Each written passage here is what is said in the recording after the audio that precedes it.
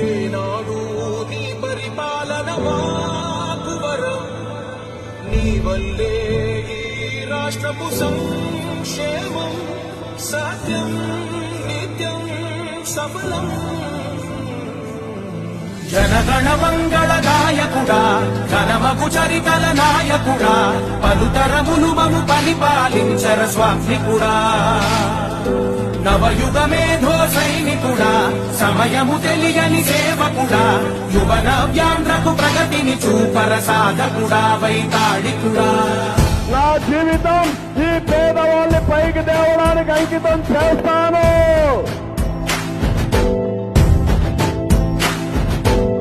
ప్రతి ఇల్లు నిన్నే నిన్నే పిలిచింది, ప్రతి గడప నీకే స్వాగతమంట.